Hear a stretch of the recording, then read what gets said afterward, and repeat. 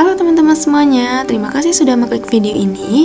Kali ini kita akan membahas materi tentang siklus menstruasi. Apakah kamu sudah mengalami menstruasi?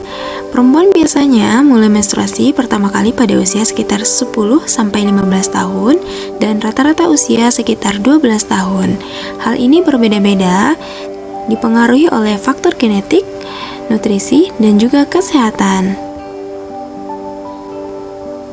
Hal apa saja yang akan kita pelajari, yaitu mengenai pengertian menstruasi, mengapa seseorang bisa mengalami menstruasi, dan bagaimana siklus dari menstruasi. Apa itu menstruasi?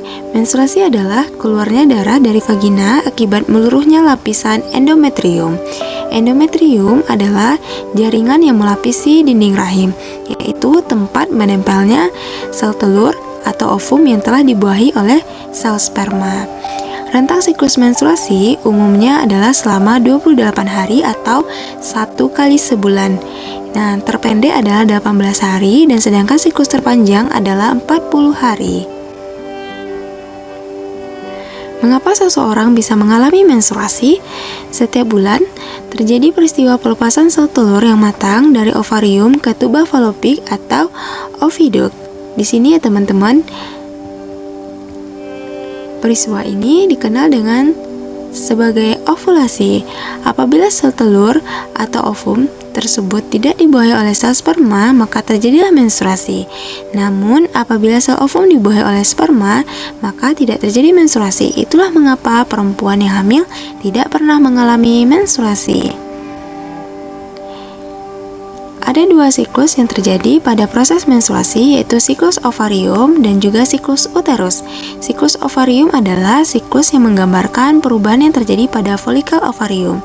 Folikel ovarium itu adalah tempat penyimpanan sementara ovum yang akan dilepaskan sampai ovum tersebut matang.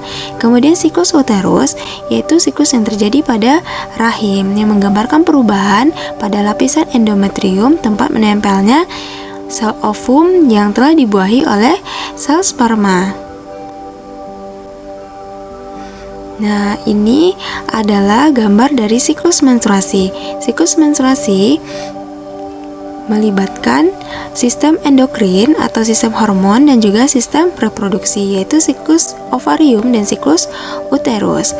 Untuk sistem endokrin atau hormon meliputi hormon FSH, hormon estrogen, LH, dan juga hormon progesteron.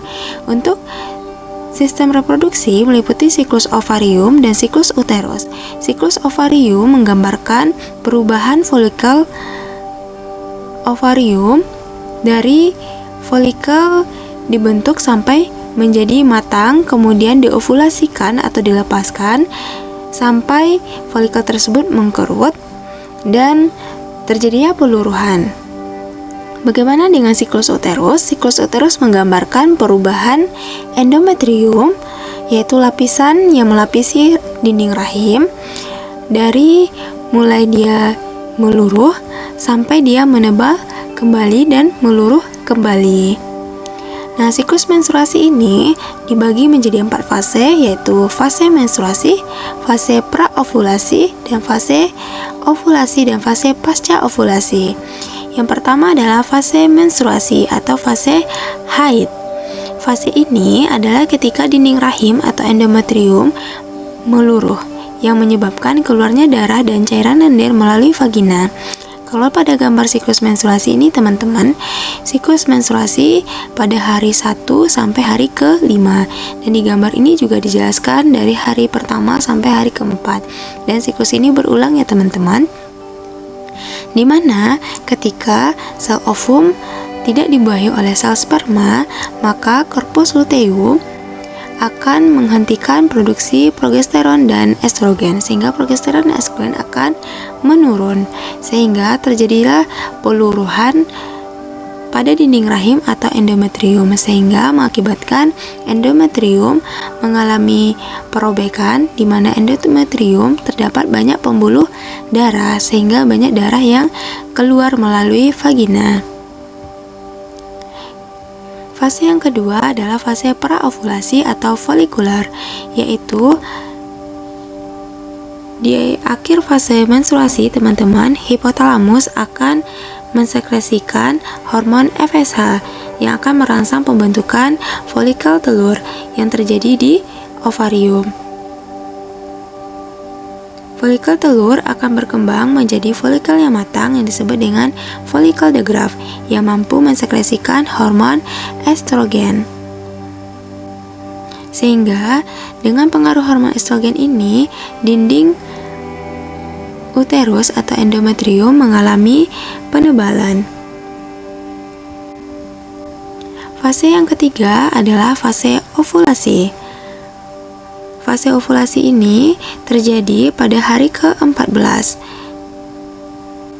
Terjadinya pelepasan oosit sekunder dari folikel yang matang karena terjadinya lonjakan dari LH. Akhir dari fase praovulasi, teman-teman, terjadi peningkatan hormon estrogen. Ternyata penghambatan pelepasan dari FSH oleh hipofisis mengakibatkan turunnya produksi hormon FSH, menyebabkan hipofisis melepaskan LH. LH yang melonjak tinggi ini, teman-teman, akan merangsang pelepasan oosit sekunder. Fase yang keempat atau fase pasca ovulasi disebut juga dengan fase luteal. Folikel yang pecah tadi, teman-teman, akan mengkerut menjadi corpus luteum. Corpus luteum tetap menghasilkan progesteron dan estrogen, tapi tidak sebanyak praovulasi tadi, sehingga progesteron menyebabkan penebalan pada endometrium yang bertujuan, teman-teman, untuk mendukung kehidupan embrio jika terjadi fertilisasi atau pembuahan.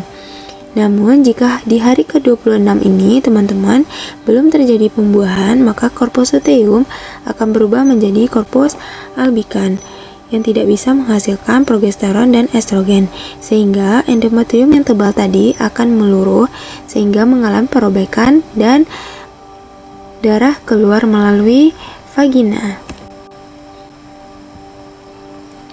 Selanjutnya, dari penjelasan tadi akan diringkas hormon-hormon yang berperan dalam siklus menstruasi, yaitu yang dihasilkan oleh kelenjar pituitari dan dihasilkan oleh ovarium. Hormon yang disekresikan oleh kelenjar pituitari adalah hormon FSH dan LH. FSH memicu pematangan sel ovum, sementara LH memicu terjadinya ovulasi. Kemudian, sekresi hormon estrogen dan progesteron yang dihasilkan oleh ovarium. Estrogen dan progesteron mengakibatkan menebalnya dan mempertahankan endometrium untuk mempersiapkan kehamilan. Lalu, tadi dijelaskan beberapa siklus yang terjadi di ovarium, yaitu ada fase folikuler terjadi pada hari pertama sampai hari 14 dalam siklus menstruasi. Fase folikuler diawali dengan proses pematangan sel ovum yang dipicu oleh FSH. Folikuler yang berkembang akan menghasilkan hormon estrogen. Tahap ini berakhir saat terjadi ovulasi yang dipicu oleh lonjakan LH. Lalu, selanjutnya adalah fase luteal, terjadi pada hari ke-15 sampai 28 dalam siklus menstruasi, dimulai setelah terjadinya ovulasi sampai ke awal siklus menstruasi berikutnya. Folikel berubah menjadi corpus luteum dan menghasilkan hormon progesteron. Lalu siklus uterus yang terjadi pada endometrium, yaitu menstruasi, proliferasi, dan sekretori. Menstruasi, endometrium meluruh akibat rendahnya hormon estrogen dan progesteron. Sementara pada fase proliferasi, endometrium mulai menebal kembali karena peningkatan hormon estrogen. Pada fase sekretori, endometrium makin tebal dan kokoh karena pelonjakan hormon progesteron yang berguna untuk mempersiapkan kehamilan. Nah, itulah tadi teman-teman penjelasan mengenai siklus menstruasi. Sekarang kita lanjut ke beberapa pertanyaan, yaitu kuis. Pertanyaan yang pertama, proses pelepasan sel telur yang matang dari ovarium disebut dengan A. Fertilisasi, B. Menstruasi, C. Ovulasi, D. Implantasi. Jawabannya adalah, iya benar, jawabannya adalah ovulasi. Ovulasi adalah proses pelepasan sel telur yang matang dari ovarium karena terjadinya lonjakan LH. Sementara fertilisasi adalah peleburan sel ovum dan juga sel sperma atau terjadinya pembuahan. Sementara menstruasi adalah keluarnya darah dari vagina akibat meluruhnya endometrium, tempat menempelnya sel ovum yang telah dibuahi oleh sel sperma. Kemudian implantasi, tahap ketika embrio menempel dan melekat pada endometrium. Lanjut pertanyaan yang kedua. Tahap siklus uterus yang ditanda dengan penebalan endometrium akibat peningkatan hormon estrogen adalah A. Fase menstruasi, B. Fase folikuler, C. Fase proliferasi, dan D. Fase sekretori. Jawabannya adalah ya, benar. Jawabannya adalah fase proliferasi. Siklus uterus itu dibagi menjadi 3 tahap, yaitu menstruasi, proliferasi, dan sekretori. Menstruasi adalah ketika endometrium meluruh, kemudian keluarnya darah dari vagina. Lalu proliferasi adalah endometrium mulai menebal karena peningkatan estrogen, dan sekretori adalah endometrium makin tebal dan kokoh karena pelonjakan dari progesteron. Pertanyaan selanjutnya, pertanyaan yang ketiga. Seseorang perempuan melingkari kalendernya dengan spidol berwarna hijau pada saat hari terakhir menstruasi seperti pada gambar ini.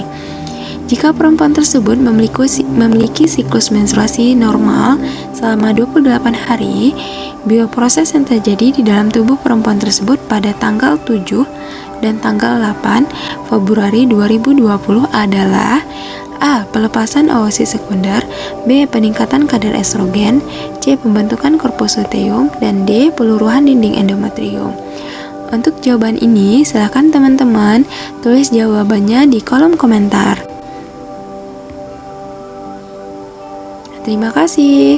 Sampai jumpa pada penjelasan materi selanjutnya.